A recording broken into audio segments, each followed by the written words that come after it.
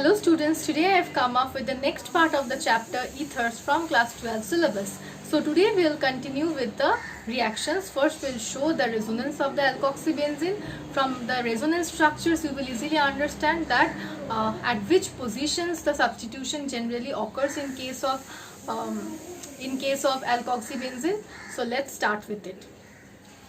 So first we will show the resonance of alkoxybenzene.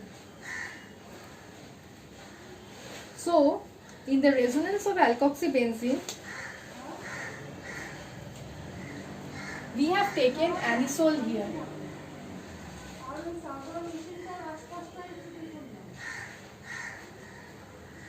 The name of this compound is anisole.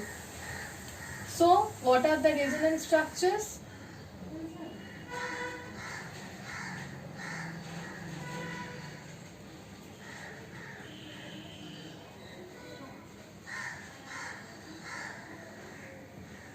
You know that if we do not put methyl group here, if we do not put anything here, it means that it is methyl group only.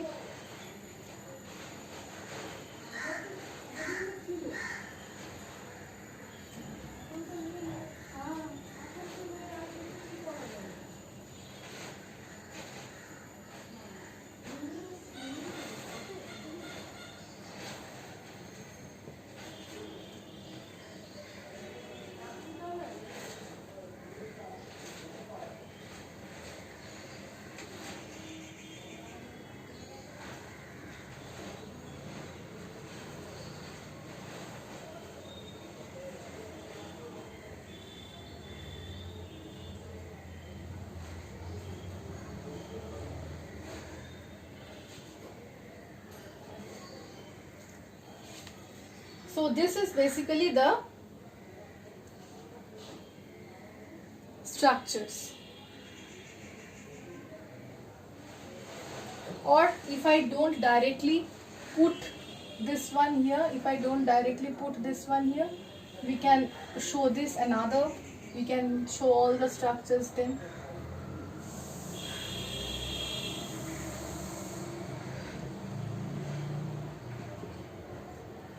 See, I have shown all the 5 structures now.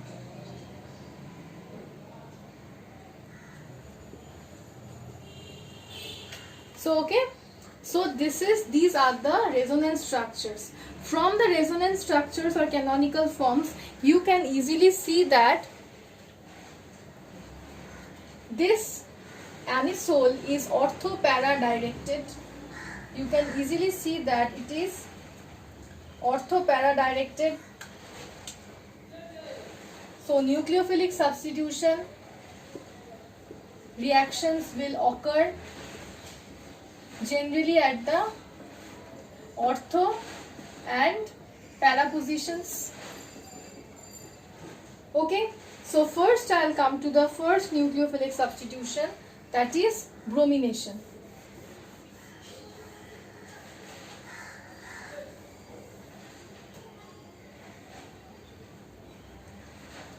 First one is bromination.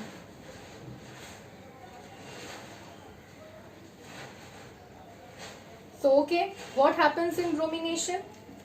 If anisole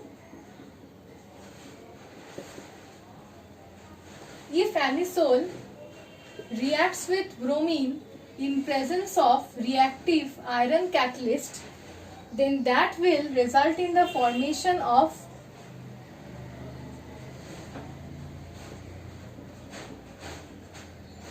tri-substituted bromo product. But if the same reaction takes place, if bromination occurs in carbon disulfide, then we will get the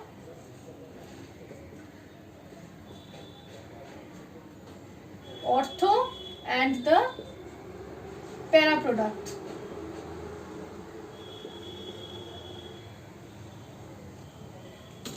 Okay,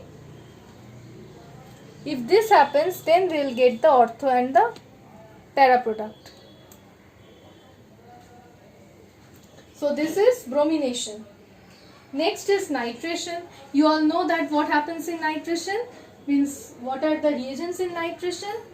Anisole will be treated with concentrated H2 with a mixture of concentrated nitric acid and concentrated H2SO4, resulting in the formation of ortho and para substituted products.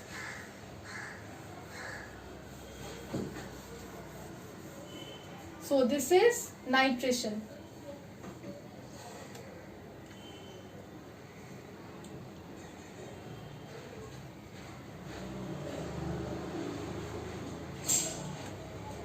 So this is nitration.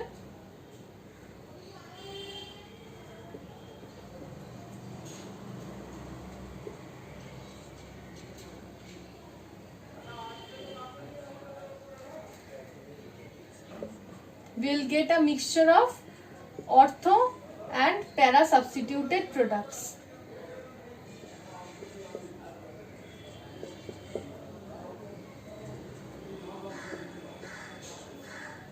So this is nitration. The next reaction is sulfonation.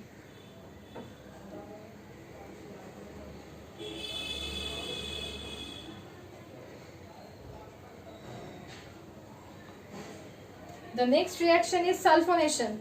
So what happens? Sulfonation also, you know that anisole will be treated with concentrated sulfuric acid in order to get ortho and para substituted products.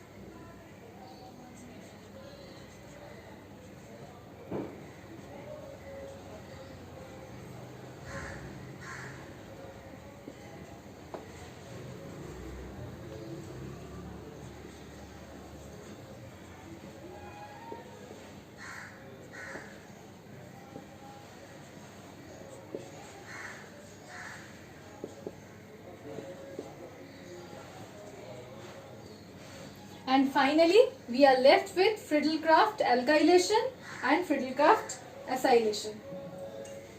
So finally, we are left with Friedel-Crafts alkylation and Friedel-Crafts acylation. So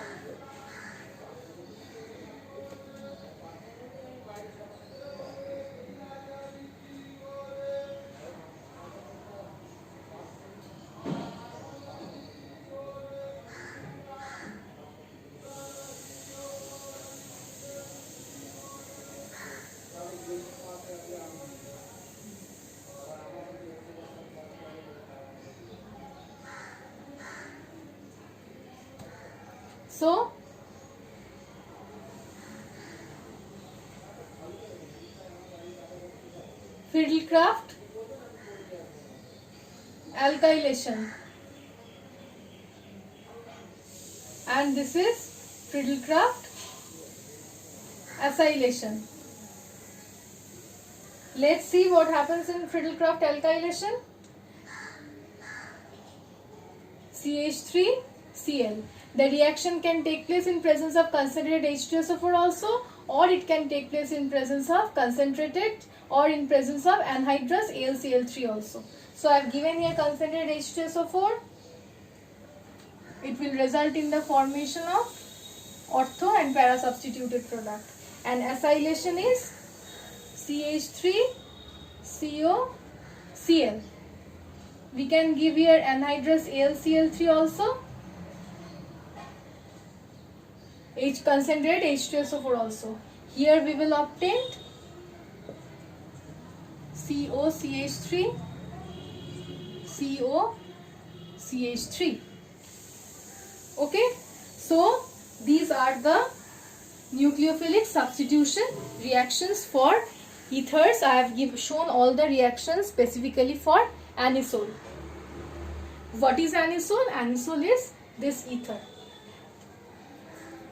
Okay, now I'll come to the structure of the functional group.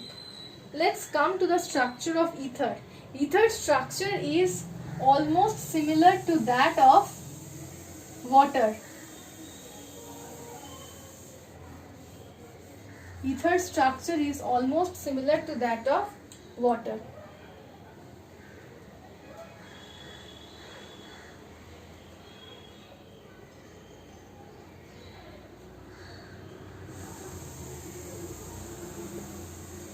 and the bond angle is 110 degree. It has an angular structure similar to that of water. Okay. Also remember, obviously, that the alkyl group or aryl group, the carbon, it will be carbon only.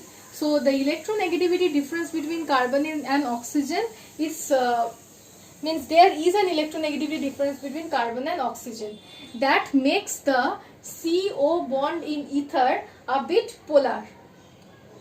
Now the fact is, you can see that the structure of ether is angular. So even if the two alkyl groups are similar, or even if in case of symmetrical ethers also, the dipole moments won't cancel out each other because the structure is not linear but angular. As a result, ethers has a net dipole moment of around 1.15 dBi to 1.3 dBi. Okay, so actually they behave as polar molecules. Ethers will actually behave as polar molecule. Now if I come for the tests of ether, we'll see that there are two definite tests for ether. One is known as the Fagel's test and the other is the iodine test. Means in a sample of ether, in an unknown sample, if someone gives you an unknown sample and asks you how will you detect that it contains an ether or not, or how will you detect that this sample is an ether sample or not. So you can carry out these two tests. What actually is done in the first test? So first let us discuss Fagel's test. What happens here? Okay, there is a boiling tube. Inside the boiling tube, you will take that unknown samples 1 to 2 ml. Okay, and you will take a filter paper. Before taking the filter paper, you will make a mixture of cupric acetate and benzidine hydrochloride. A mixture of cupric acetate and benzidine hydrochloride is a solution. You will dip the filter paper into that solution. Then you will cover the mouth of the boiling tube with that filter paper. And what will you do? You will heat the boiling tube containing the sample inside it, and on top of the boiling tube we have the filter paper. Now if on boiling deep blue color is appeared, then we will say that the sample contains ether. Okay, so this is Fagel's test. Now let's come to iodine test. First you will take a solution of 1 ml of, means you will take a solution, we will make a solution of iodine in carbon disulfide. You will make a solution of iodine in carbon disulfide. Then what will you do? You will take 1 ml of that solution and you will add it to 0.5 ml of the sample. Then you will shake the mixture very well. If you see that the purple color of carbon disulfide is removed, means the purple color of carbon disulfide changes, if that purple color of carbon disulfide changes, then you will understand that the compound or the sample taken is an ether sample. Okay, so this is all about ether. So what have we studied in ether? We have studied the structure, we have studied the bonding, we have studied the preparation of ethers, we have continued with the various chemical reactions of the ethers, the mechanisms, and finally we have ended with the tests for ether. Okay, so with this the chapter ether is completed. Thank you.